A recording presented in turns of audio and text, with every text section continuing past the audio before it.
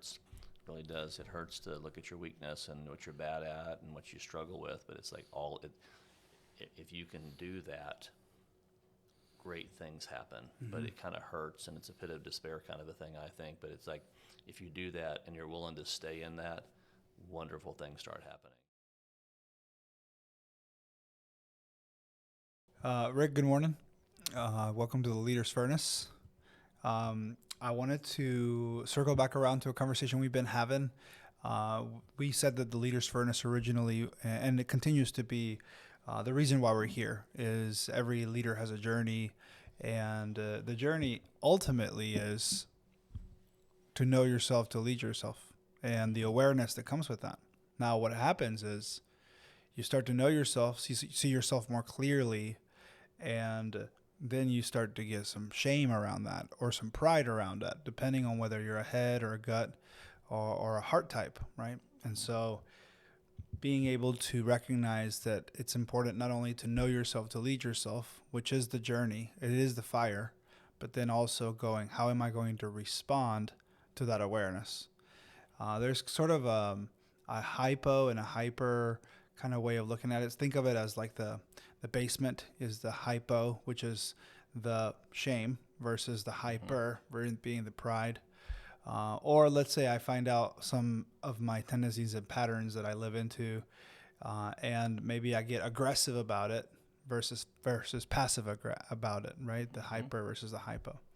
Or the last one that Mm-hmm. we're in right now is the hyper is this idea of what it looks like to be distracted versus the hypo, which is what it looks like to numb, right? And I'm not talking about, I'm going to go home and have a couple of beers. I'm talking about when we are distracted. These are the last two laws that we're kind of picking up right where we left off last time. The last two laws are being distraction versus numbness, and they're laws. They're like gravity. To fight these laws is literally to be fighting gravity. It's so intuitive or built into who we are to either go to hyperactivity, overreaction, or underactivity, underfeeling, underreacting. And we all, just like the feelers and thinkers out there, just like the aggressive versus the passive, or even the shame versus pride people, the same thing happens for us. Some of us are prone to be distracted, oversensoried, overreactive. And then some of us are prone to be numb or under responsive in different situations, whether it's life or work. And so, as you have, maybe just opening it up here, as you have um, entered into and been doing work with people and watching these behaviors in people's lives, what do you see as you watch the leaders in your life, the leaders that you lead, the pilings we call them that you develop? How do you work with this calibration of they're distracted, they're oversensory, they're overreacting, they're going after everything versus, and we have some people like that. They've learned the yellow notepad, they've learned the recorder. They're overreacting. They're taking on everything versus the numb, who are also good leaders, but they have the tendency towards underreacting, Mm-hmm. right? And just watching it all happen and underreacting, under addressing things. What have you seen in that range essentially as you see leaders go from numbness to distraction? Well, it's, as we sit in meetings, a lot of people, the meetings suck and this, that, and the other. But when I sit in a meeting, I'm just kind of, if there's 10 people in there or 15, we're watching for that. We're just trying to see how they're behaving, if they're overdoing it or underdoing it. And then sometimes it takes, engaging or saying some things that may trigger that a little bit to see if they'll go real far with it or not real far with it. But yeah, and then at some point, once you realize what's going on, I like to put in like a tribal story about it, like talk about it a little bit. It's like, who's in the room that's really quiet, that's not saying anything, that, it might be taking a lot of action passive aggressively. And there's some people in the room that are saying everything and they won't be quiet. The people that are talking a lot, they've got to pull that back a little bit and adjust so they're not, talking too much. And the worst thing is if they're talking too much and not doing, people notice that and it bothers people. They got to pull that back and adjust it. And then the people that are, you know, not saying anything that could very well be very active, they've got to get saying things. They've got to start talking about it a little bit. They got to open up. So, we'll talk about it a little bit and then hopefully get them to engage over time. Yeah. What is your, we can only give away what we have. What's your tendency? Do you tend to go towards distraction and overreactive, or do you tend to go towards numbness and underreact? Well, I do a little bit of both. And it depends, as you work on this, your triggers are less noticeable. I mean, the weaker you are, the faster you trigger. But I had in the last couple of weeks, I had some, I triggered on a couple of things, and I realized I had done it. So at least I could kind of look at it in the mirror and go, wow, what's going on? Why is it happening? What caused it? But a lot of people don't know how to do that. So, as we encounter the triggers, we have to talk about that a little bit and help people work their way out of it. For me, if I start to feel a pride in the meeting, then I'll become more sniper-y. Okay, the term that we use for what my personality style does. I'll be a little more. I'll beef up the tribal story. I'll be a little rougher with it. I'll say, I'll probably be a little aggressive there versus passive, because the person's. I think as the pride rises, you have to have a tool to adjust the pride back down. Does that make sense? Mm-hmm. Okay. And there's sometimes, I'll just let it go. So it's now that I'm 64 and I've done it for a long time, I can move a little bit between both of them, but I'm still not that good at it. Mm-hmm. I can still get caught up in going too far one way or too far the other, but you have to, it's a tempo, and it's kind of like that. We talk about that throttle and the brake. You have to throttle and brake it as you go to make sure that you're achieving something productive, not achieving something that's real emotional. So. Mm-hmm. You said something that caught my attention. You said, the weaker you are, the quicker you trigger. Yeah, you trigger faster. The trigger faster. Yeah. Yeah.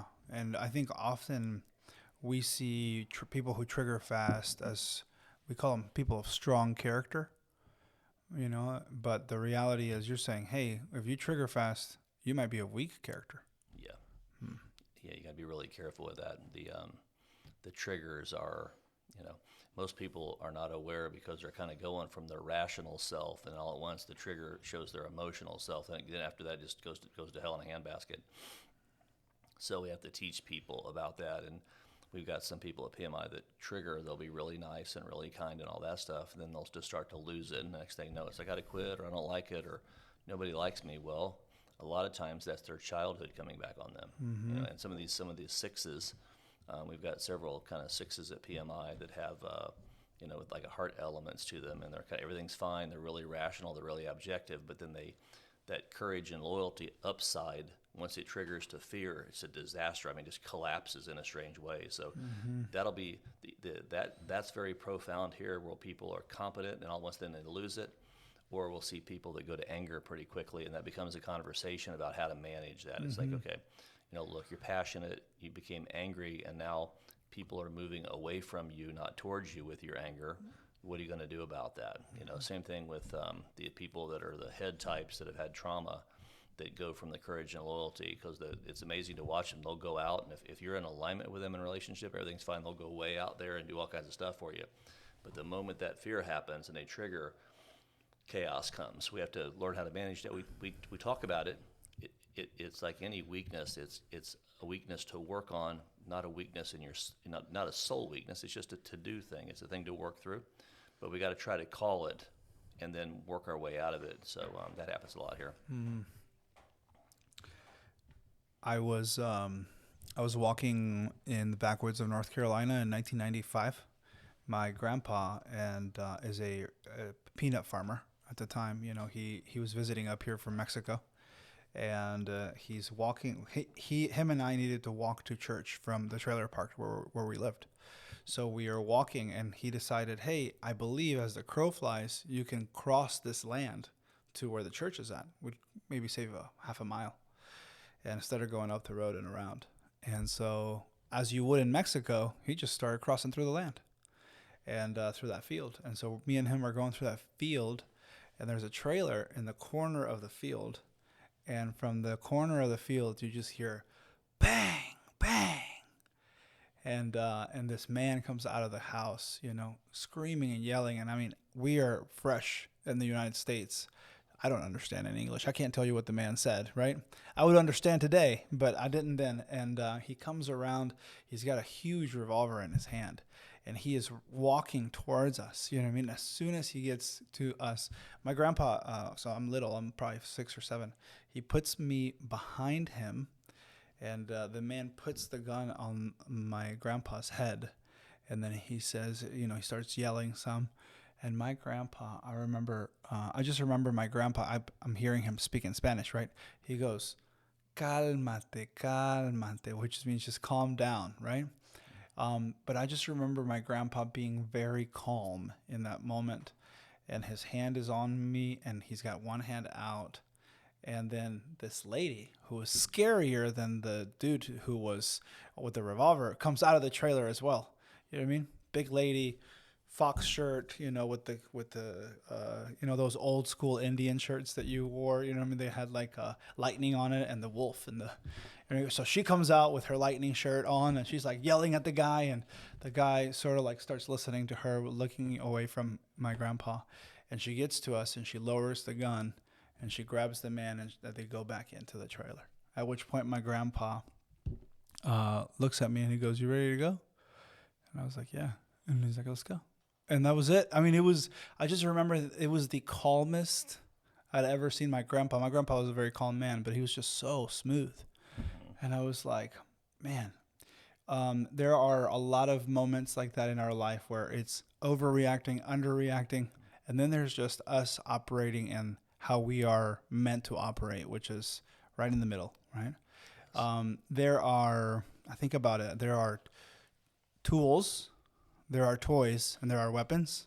And a hammer is a tool.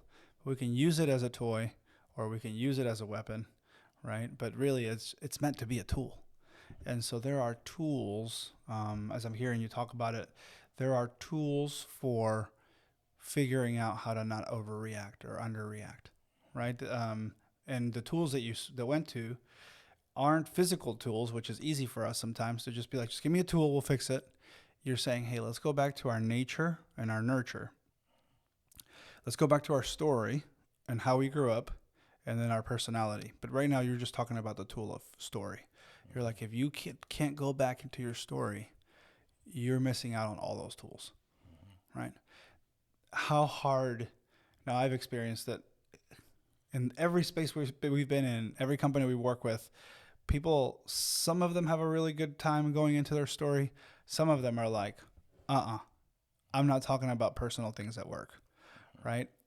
What is the power of the tool of story and going back into your story, not as counseling or deep therapy. I mean, that's helpful, you know what I mean? But even just as hey, let's know and understand, let's coach through where those behaviors, leadership behaviors are coming from, right?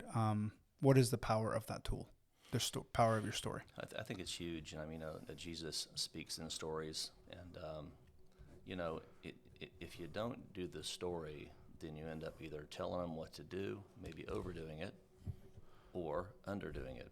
So the story is just an elegant way to paint a picture of, hey, this is going on. Where do you see yourself potentially in that?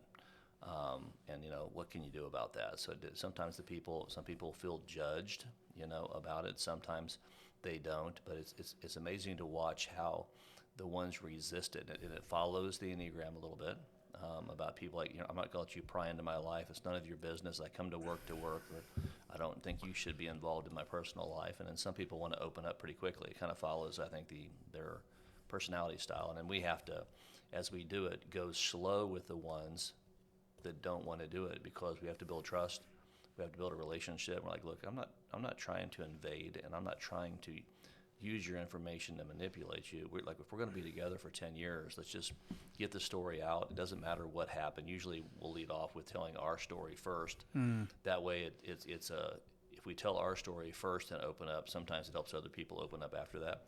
And some people open up the first time you do it. Some people, after the 10th time, they open up and cry. I mean, they just open up all at once because they've held it back for so long. So I think it's really important to get that going, to where people will open up beyond their, worker bee self here, their skill set that they have here, because they're coming to work with their personality, they're coming to work with their past and their story. We're going to do the work of the day, but a lot of times if you've been wounded or betrayed, all those type of things, it shows up at work in different ways. Yeah. How do you know, coming back to this numbness versus distraction, how do you know when you are reacting versus responding? How do you know when you're over addressing everything versus under addressing any everything? How do you track that for you?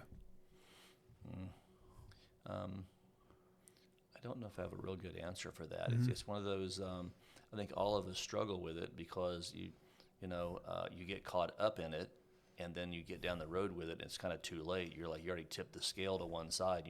You notice it when you're too deep into it. But I think the older I get, and the more I practice with it, and the more aware I become, and because I'm still a work in progress. That I notice it faster. It's like last weekend I noticed it happened to be, and I'm like, man, and I let it get too far, and had to adjust the next couple of days about that. It was kind of good. There's a saying that says it was good that I was afflicted. Mm-hmm. I hadn't triggered like that in a long time, and I think it was good to remind me that, hey, while I'm sitting here and we're doing the leaders furnace talking about how to do it, it's like, well, I'm still figuring it out too. Yeah. But yeah, it's hard to watch yourself in, so to speak, second or third person, like you're behaving, and it's hard to see it and then coach yourself why it's happening. So usually, I should, if I was really good at it at level 3, I would say, oh wow, it's happening, and I could rotate a little bit. Usually, it's going to be, I'm getting a little bit emotional. I'm like, come on, that never works, Rick. Pull back and regroup a little bit. So. There's if we were going around the development square about when it comes to awareness, let's say somebody is, when it comes to awareness, they are unconsciously incompetent or unconsciously incompetent, which means they don't know that they're not good at it. They, it's like my son with a 10-year-old thinking he can drive a car better than me because he drove a stick shift on an Xbox. You know what I mean? He's like, Dad, you're shifting it wrong. And I was like, you have no idea what you're talking about. You know what I mean? But they don't know what they don't know. They think they can do it because they're watching people around them do awareness easily. And so they're like, I can do it. I'm aware. You know what I mean? So we're talking about awareness. I'm aware. And it's like, no, you don't know that you don't know. And you're saying, hey, as we are on this journey, all of a sudden you're aware of what's happening externally. And you're consciously incompetent, which means all of a sudden you're like, shit, this is happening to me right now. I am triggered. Yeah. And the problem is it's more painful because now you know that you don't know, and you don't know, and you're almost like, it's going to happen and I'm going to go all the way through it. But now I'm aware of what's happening, and it's almost more painful, right? Consciously incompetent. The pride's happening, then the shame's happening, and you don't know where you're at. It's like that. The next thing is the pit of despair. Mm-hmm. And but yeah, that's a tough place to be at. But it's a wonderful place to be at, because it's going to take the pride and it's going to slowly reduce it and convert it into this beautiful humility. Mm-hmm. In that moment, a lot of things start happening for you right there, because you realize you're living your whole life mostly that way. And in some ways it's great that you live your life that way, because you want to be good at something, and you want to engage as good, and you want to feel good. But then at some point it goes too far, and you move towards I'm great or I'm better than, and then the humility starts to go away, and you become, humility is elegant, beautiful. Pride is ugly. So. And so you're almost beginning to talk about the journey being kind of the process of the journey instead of the destination of it, of arriving, of going, hey, we're all going to be in this together. We're all going to have this moments of conscious incompetence together. And these laws that we talked about, aggressive versus passivity, or, distraction versus numbness, these are all happening to us as we hit the pit of despair. The other one of shame versus pride, they're happening as we go, I'm aware of what's happening, and I can't do anything about it. I'm just going to have to endure, knowing if we are aware enough, or we continue to put in reps on that awareness, all of the sudden we hit conscious competence, because all of a sudden we go, I've messed up enough while being aware of what I did wrong, that I might be able to find a tool to be able to work through this situation, right? Being elevated, being aggressive, being prideful, whatever it is that we struggle with, or the other side, right? We're going, I have a tool for getting myself out of this, right? And you mentioned this, you stacked this on top last week. You said, hey, thinkers and feelers are going to come at this very differently. They're going to do shame versus pride, or they're going to do passivity versus aggression much differently than the other counterpart's going to do, Yeah. right? What have been the tools, or what has helped you bring pilings, because you do this with people all the time, bring people into conscious competence, right? They have the task awareness of conscious competence. They have the leadership awareness of conscious competence, where they're like, you've brought them through the pit of despair into, some people here have been here 10 years, 20 years, 30 years, 40 years. What's the longest that? Yeah, close to 40. Wow. Right. So people have moved past that pit of despair. People can't live there for 40 years. Right. And so how have you, it'd be a long time. Mm-hmm. How have you moved them into conscious competence? How have you guys done that work together? Maybe even. Yeah, we talked a little bit earlier about the whittling. It's one of those, you can't just take it, say it, and break it. It's got to be done slowly. So I like to do it in doses. Early on in my career, it's like, hey, here's right and wrong. Yes or no, black or white, and that didn't work.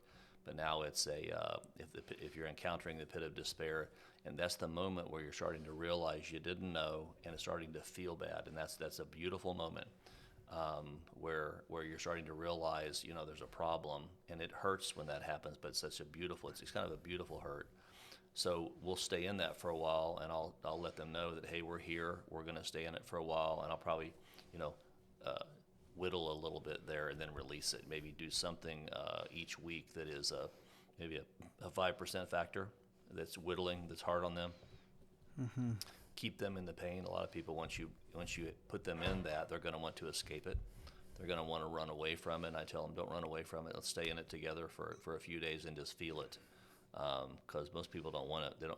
The change is hard, and they don't want to stay in the pain. They want to escape the pain. So we practice that each week, and then we talk about it, because each person's doing it differently. Mm-hmm. Absolutely.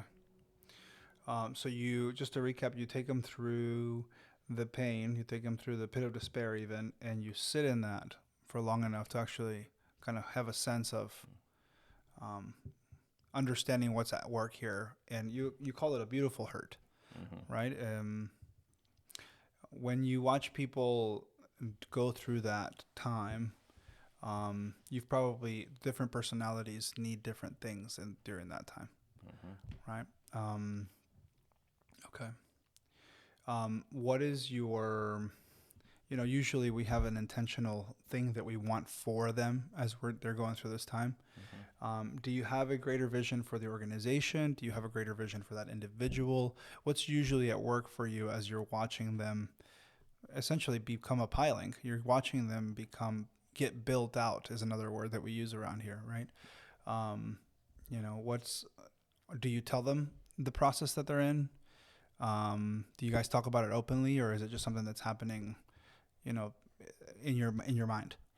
Well, it depends, and it takes a long time to get to here, mm-hmm. but the taking care of the company is just a collection of the individuals.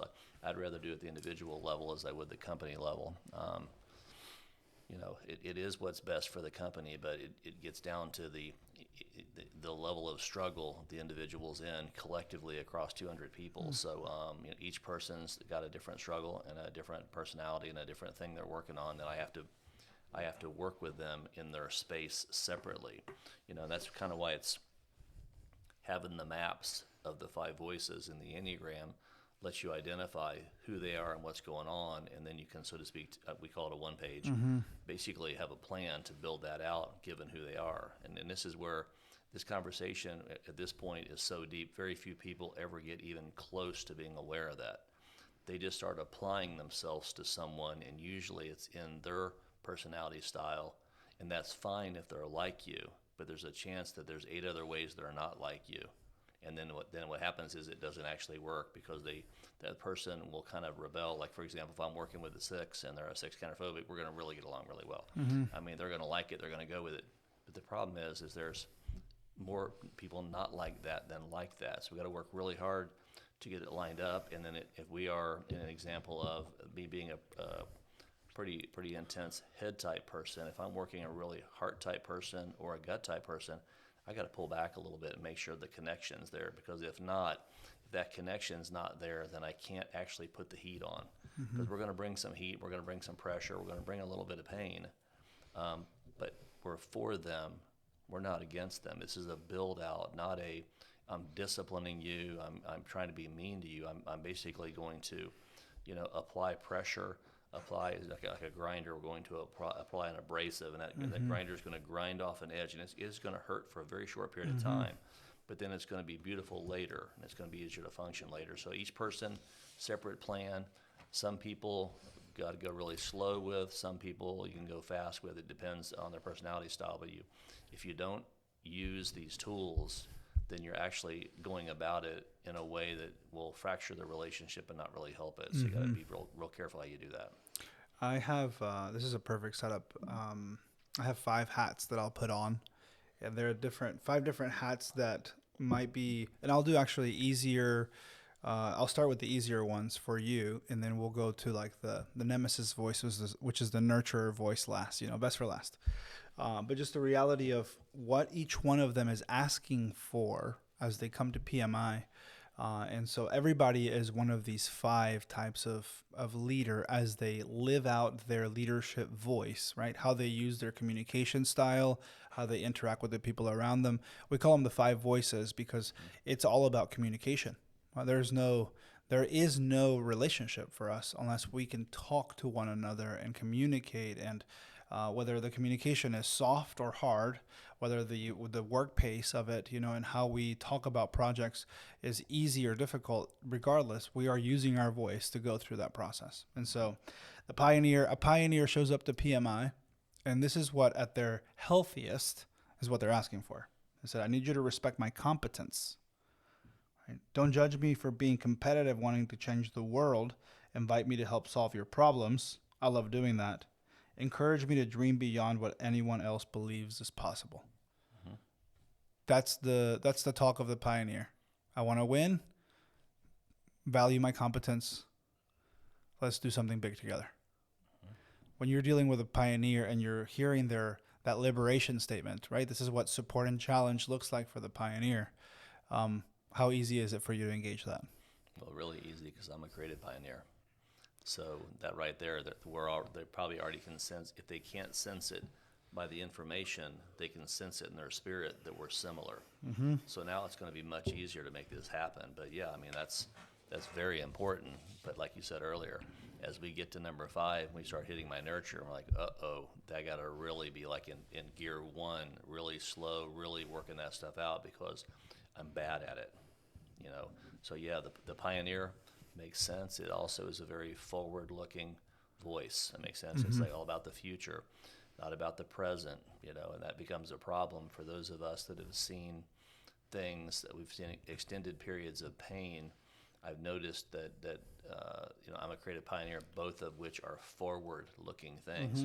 I struggle with presence, because presence is not fun. It's not real flashy. Where the nurturer, the pioneer, the connector, they're more not future oriented. They're more present oriented. So look how complicated it is. If you don't have this map, you're really in trouble. This is why the relationships can't get built out, because we're entering their space and working with them, not expecting them to enter our space. So yeah, we will finish with presence. Our time together with presence, because that is what we're talking about. Numbness versus distraction is all about presence, but then that is any type of personality and how they are present, under-present, numb, or over-present, in some ways, but not in a healthy way. They're just overdoing it, right, which is distraction. But then you're talking about a different type of presence, which is I'm present in the sensory world now, looking at how everybody's feeling, where everybody's at, how people are responding, versus the future-oriented voices who are going, I am already living 3 years, 5 years. There might only be 3 people in this room, but in 10 years, there's going to be 1,000 people in this room, and that's where I'm living already, right? All right, another thinker is, and this is my guardian hat. And so this is the guardian liberation statement of how do we support and challenge a guardian, what they desire from us. So they show up to PMI and say, I need you to respect my professionalism, competence, and desire to bring order, systems, and processes to life. Let me ask my questions and do my due diligence. Value the real me that lies behind my logical, rational questions and critique. Right? So not as easy as the pioneer, but also pretty much present though. They're thinking, they're showing up. They are the present oriented thinker who wants to put systems and processes in place, and they have a lot of questions and they'll have a lot of due diligence. Okay. How he's easy or difficult is it? How do you engage the guardian? Yeah, I have a lot of respect for them. They'll just do it and stay at it. They can stay in the dark for a long period of time. They can once the process gets going, they don't have to have. With me being the future oriented, I tend to have this prize that's out there to get me from the hard work to the prize. With them, they can just get it and go. And so yeah, my position 3 is probably guardian. So harder than the pioneer or the creative relationship. But I still get along with them well. It's not that difficult to work that stuff out.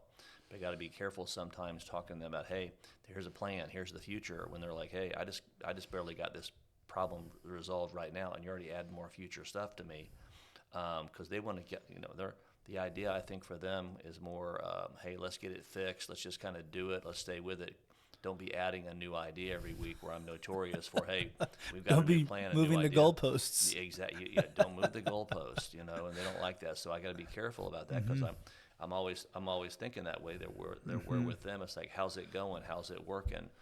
Maybe add something to them every quarter, but don't add something every week when I have new ideas, because with my personality, it's gonna have new ideas and things going forward. I got to be very careful to regulate that with them and not hurt them. So. It's a funny thing when you get mad at a guardian, because the guardian cares about your business. They care about not moving the goalposts because they're like, I'm trying to establish this thing for you so that you can have more foundation to build that skyscraper you're trying to build. But then if we get mad at their due diligence or impatient with their due diligence, we're just sort of, undermining our own progress, right? That's so good. All right, here's the creative hat. There's creative thinkers like you. Then there's creative feelers like me. And we go at it very different. That's why I put them in the third space, because I put them in the same basket. But they essentially say, I need you to believe in my ideas, but don't judge me on what I say first. Make sure you take the time to ask the questions to understand what I'm really trying to say. Give me the space to dream and keep encouraging me to push new frontiers, even if you can't see it yet. How do you engage the creatives? Yeah, and then like that distinction, the creative feeler versus the creative thinker, because I'm definitely heavy on the thinker side, and I got to be really careful with the feeler side. That makes sense. I sweat to work with them, and I breeze by with the other, and here it is. Everybody wants to be a manager, and everybody, since they have the authority, they apply a manager style to someone. But if you're missing this stuff right here, it can ruin more relationships than build them out, because you're making these other personality styles fit into your personality style, and then trouble comes from that. And they feel it. It isn't I don't think it's more like a disrespect thing. They just feel the lack of connection. So, yeah, with the creatives, again, that's probably my I think first creative, then pioneer, right? Yeah, so that's pretty natural for me. But when I encounter the creative feelers, then I got to slow down a little bit and work real hard with that, not to keep putting forth ideas and plans and intentions, but maybe to increase relationship. So I'm going to get like a 90% score on the ones that are the thinker side, and get about a 10% score on the feeler side. So there it is. I got to look at that and go, wow, here it is. I'm aware. It's sometimes for me, it's a pit of despair thing, actually. I still hate that I'm not that good at that. Sometimes when I'm with them, the other day I saw there was 5 of you in a car, and you guys sent me a picture saying which gear were you in? Third. Yeah, oh my God, it's like 5 of you. Like, hey, Rick, we're in third year. I'm like, that looks so stressful. I saw all of you in the car. And Thank guys you were for just, not inviting me. yeah, yeah, exactly. But you guys were there, and everybody was smiling, and Yes. everybody was working really hard to do it. But for me, it's like that's a harder year to be in. I got to Mm-hmm. actually be very intentional Mm-hmm. about pulling back and just being present there, if that makes sense. So here Mm-hmm. it is. I might be in charge and have authority and have all these awarenesses, but what sucks a little bit is there's some pain and some shame in what I'm not good at. Mm-hmm. And I got to look at that and feel bad about it, feel bad enough about it to do something about it. Mm-hmm. So, yeah. And PMI owns its first Tesla. That's Yes. kind of a big deal. Yeah, it is a big deal. Tesla trucks next, maybe. Adam Uh, said to put in a request for the Tesla truck. yeah, request denied. Yeah, yeah. All right, we have the next one, which is now we enter into the hardest two of the voices, right? Up to this point, the pioneers, the guardians, the creatives, you have some sense of, accessibility to that by right hand. It's easy for you to access these voices in yourself, and so it's easy for you to access them externally as well. Then you enter into a connector voice who's future oriented but completely feeler and extroverted, and you're not extroverted. I mean, it's not that, connectory, trading on chemistry is what we say. So here's their liberation statement. They need support and challenge too. They're welcome here. Celebrate life with me and understand that at my best, I don't separate work, rest, and play easily. Regularly ask me what I'm excited about and then let me tell my stories. Never stop believing in me, appreciate my strategic connections, and encourage me to keep dreaming about changing the world and expanding our influence. The connector. Wow. Oh, man. I can just feel it already. I'm just like, yeah, that is very difficult because that's my fourth and fifth that's my fourth and fifth position, we'll call it. So yeah, with that we're definitely very different there. And man, I got it when I'm with them. I gotta almost turn my skin inside out to do that because it's so different than me. And yeah, I mean, I don't know how to describe it other than it's very hard to make that connection there. You have to intentionally stay connected to them or in the conversation. Yeah, because I mean it's so different, and it's got elements of turnoff to it because they're so different. It's kind of like in the example of that, it's almost like a salesperson, And sometimes with salespeople, they're doing all that really well, and they're great at it, and the world needs it, and it's a special skill set. But with kind of my due diligence or my vision or my passion, I'm not good at that, so therefore I have trouble making that connection. And I got to really be careful with that because I love the person and I want what's best for the person, but they can kind of sense I'm not into it. And here it goes. We're not going to get anywhere with that. So I got to be so careful about staying connected and things you're speaking on, being positive, understanding them, kind of thinking about their creativity and being open. Wow, that's awesome. Yeah, that's great. Words like that versus, hey, can you send me a note on that? I'll get back to you with some feedback. They're like, no, it's got to be the other way around. So yeah, very difficult. And again, here it is. We're having this, the leaders furnace and the we build people, then we build boilers, and it's like, look at the weaknesses showing up.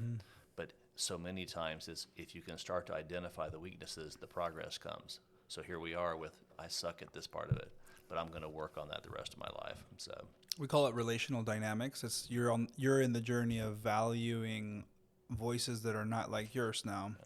And whereas you saw them as, you'd put them in the red and see them as weaknesses, now you can see them as, while being for them, really strengths that you can leverage for working together. But it takes time to actually value that nemesis voice, as we call it, the opposite of us, and then being able to leverage each other's strengths for good, right? Which just requires maturity on both parts, not just one way. huge, so hard. The last one is the nurture, and here is the call or the liberation statement of the nurture, how we support and challenge them, what they're asking from us when they show up to PMI. I need you to value my contribution and take the time to draw out what I really think. Invest and believe in me when I struggle to believe I'm good enough. Spend quality time with me, getting to know me, and join me in caring for others, even when you don't perceive it as important. Now we're really in a bad place. So, not really, but I just want to say that. But it's like that right there, and you've discussed this with me several times. We have a problem keeping the nurturers and connectors here because the world has so much of the guardian, the creative pioneer, and we celebrate that and we talk about it. So yeah, again, with the nurturer and the connector, I've got to really pull myself back and spend time with them. And you know, uh, earlier we spoke of some childhood things that come out. Well, in maybe they had some nurturing elements to their childhood, and that was good for them. Well, for those of us that didn't, we're not good at that. So we just want to skip all the nurturing and all that and move forward into the list and the to-dos. And so, yeah, there's a gap there and a deficit there. So I have to be really careful. And sometimes with me telling the people this, I've in the last few safety meetings said when the meeting's done, hey guys, for those of you that are nurturers and connectors, please kind of forgive me. I'm not good at communicating with you. I don't mean to do it. I just I tend to move over here, the plan, the goal, the mission, the thing, the future, and then that ruins their idea of presence. So here it is. It's not a prejudice, it's a bias. And what's happening is when I talk to them, they kind of don't like me, okay? Okay, and when they talk to me, I kind of don't like them. Now, that's not totally true with me because I know what the problem is. It's not that I dislike them, it's just I'm different than them. And it's hard to gain traction there. But it's happening every day, all the time. It's just this, it's thing that's, we're wired for the bias. We don't know what the problem is, we just know there's a problem. And there's a, instead of the gap being an inch wide gap, there's a Grand Canyon gap, and we know it's there. But we're like, yeah, we're people, and we need to work together. We're all on the same team, or in the same company, but we're having trouble becoming close. So we got to work really hard on that, making that connection, stay in there. And I like to apologize for it. That's kind of a new style that I have. It's like, hey, I'm not good at that.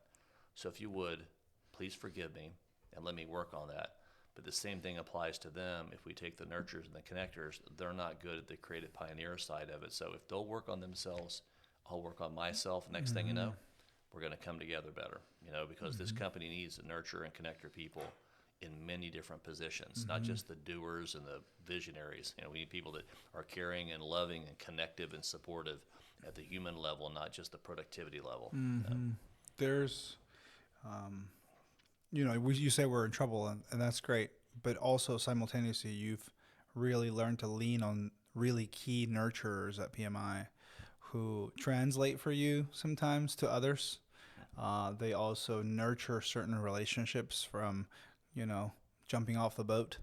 And there is we say, nurturers are the oil of organizations. They really keep the team together. They keep the team running, so that people can stay, connected to the work that we're doing, and so they bring you back.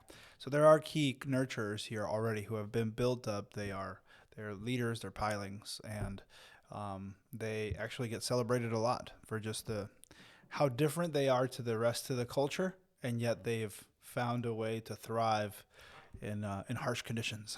Yeah, I like that, in harsh conditions. And when we think about what got you and I together is the fact it was called RICU early on, like Rick University, but it wouldn't work because it lacked in the nurture and it lacked, in the areas of the deficit. Well, now it's PMIU. It's PMI University, no longer Rick University. So I had to look that in the mirror and go, wow, I can do this with these three groups. I can get a lot of things going, but without these other two groups, it actually wouldn't go because it was breaking down in the connection and the nurturing. We're now having PMIU, okay, and not having RICU. It's almost embarrassing thinking I couldn't do that, but I had to look in the mirror and go, hey, Eddie, can you make this connection for me? And then you did. You brought the five voices in. You brought the connectivity in, and then we started sharing the message. Then now just like me saying, I'm working really hard on my nurture connector part. Where in the past to be, hey, if you're not, a creative pioneer-ish, you're not going to make it here. So it hurts again, it's a pit of despair thing to think, hey, why didn't I have the strength? Why couldn't I do that? I've been doing this for a long time. Well, I'm just not good at it. It took you to adapter kit that. It makes sense for you to communicate the message to PMI that, hey, Rick's pretty good at these things, but hey, Rick's not good at the other. Then Rick had to realize it, and other people had to realize it. And now we're getting along better. In 2013, I came here and I did some video work, right? And during that season, I had probably access to you probably once a quarter. During that time, we probably met every 3 months because you do these goal meetings. And so I'd come in for these goal meetings. And I was a creative feeler, and I only valued the feelings side of things. So just the thinker world seemed very harsh to me. And I had all the intent in the world, but none of the tools to be able to help. I just had intent, heart.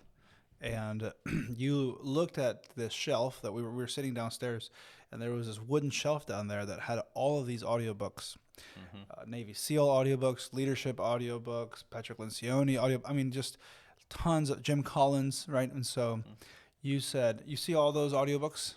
You're like, take them all. You're like, read them all. And you're like, and so in a year's time, I read the whole collection. Everything that you had collected up to that point. And all of a sudden, I realized there's a world where tools exist, and you can go find them. And there's a community of people who are actually dedicated to this work, and they talk about this stuff, and they have their own language for it. But it was also the process of going, hey, you have to turn on the thinker part of your life. It can't just be, you can't be what we call a caricature of yourself, where you're like, I'm going to double down on being a pioneer, or I'm going to double down on being a nurturer. You're like, no, I'm actually going to build out the other. I'm going to learn how to lay up with my left hand. I'm going to learn to work with my left hand. And that created a kind of a fullness for me in that season, where your mentorship really rounded me out and kind of set me in motion.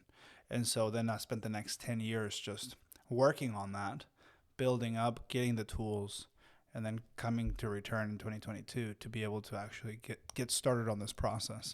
So you've been a gift and a blessing and a mentor to me through this process as well. So thank you. Well, and also thank you, because it's been a blessing. Somehow it was meant to be. Maybe it's the Lord's work. What you had to give as a gift and what you had as a weakness, I had a different one. So what's happened is, as you've been built out, I've been built out, we've been built out, and our weaknesses have been lessened through our relationship. And that's kind of the thing. Everybody wants to lean on their strength, and they keep leaning and leaning and leaning on it, and they don't go to this deficit thing. And if you don't, it's causing relationship problems. You gotta look at it and go, I'm good at this, and you got to be good at something to survive it and keep going. But at some point, you got to go look at it and go, I'm not good at that, and that hurts to say that. But the moment you say it, and the moment you start working on it, it starts getting better. And you stay with it 1, 2, 3 years. It's amazing how much better it can be. So. I told you that we would end on presence. Rick, I wanted to ask you, what part does your presence play in the work at PMI? You said a phrase that I wanted to say back to you before we jump into this. Taking care of the company or organization is a collection of taking care of the individuals, one individual at a time. Then we went through all the voices and going, hey, this is the liberation support and challenge kit for each one. That's what they're looking for when they show up at the door. And you're taking care of individuals based on their Enneagram, their 5 voices, their story, their nature, nurture, and choice, essentially.